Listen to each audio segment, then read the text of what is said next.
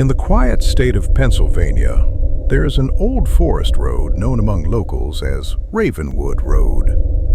It cuts deep through miles of pine trees, always wrapped in a thin, unsettling mist. Locals warn travelers never to drive through it after midnight. They say a woman waits there, and whoever sees her is never the same again. Luke Thompson, a 22-year-old college student, was driving home after visiting some friends. He was tired, and his GPS suggested a shortcut, a narrow route through Ravenwood Road. Luke had heard stories, but he brushed them off as superstition. He wanted to get home quickly. As he entered the road, the fog thickened suddenly.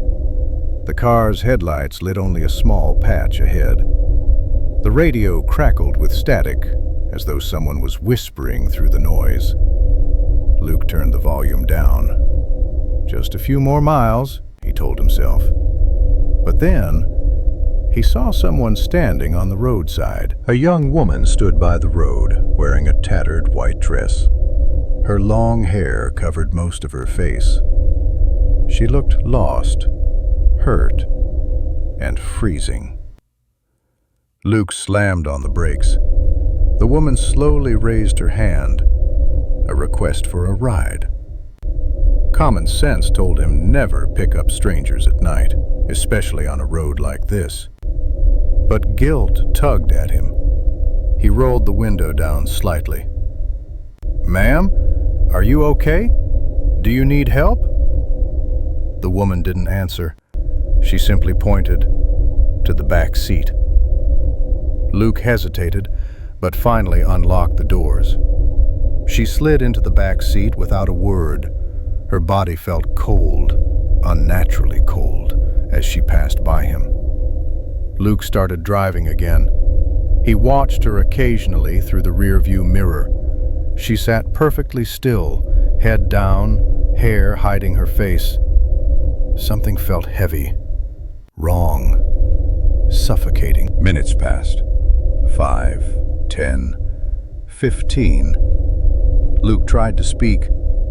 "Where are you headed? Are you hurt?" No answer. Only a faint, shaky breathing, sometimes almost like quiet sobbing. Suddenly, the radio turned on by itself. A deep, old voice spoke through the static. "Tonight's warning. Avoid Ravenwood Road. Multiple disappearances reported." The radio shut off again. Luke looked at the rearview mirror, and the woman had lifted her head. Her face was pale, her eyes dark and hollow. Luke gasped, but in a blink she lowered her head again, as if nothing happened. His heart raced violently. Something was very wrong. "Take me home," the woman finally spoke. Her voice was soft, shaky, almost broken. Luke swallowed hard. "Oh, okay. Where is home?" She lifted her hand and pointed toward a barely visible dirt road branching into the forest. The GPS didn't recognize it, but Luke followed. After a few minutes, a small, decrepit old house came into view, a house that looked abandoned for decades. Its paint was peeling, the windows cracked, the yard swallowed by weeds. "This is your home?" Luke asked, cautiously. She said nothing. She opened the door, stepped out, and walked into the house without turning back.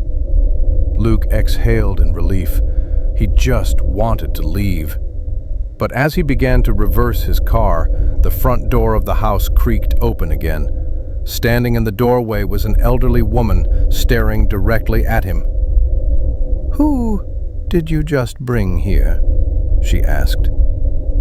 "A girl," Luke said. "She was wearing a white dress."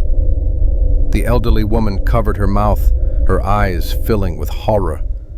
You saw Emily?" "Emily?" The old woman nodded slowly. "She was my granddaughter. She died on Ravenwood Road 15 years ago, hit by a car while trying to hitchhike." Luke froze. "But she just walked into your house." The old woman's voice trembled. "You're not the first person to bring her home. But not everyone makes it back." Panicking, Luke started the car and tried to escape the forest. But then, the engine died. Lights out. Silence. The fog outside grew thicker, swallowing everything. Through the windshield, he saw her.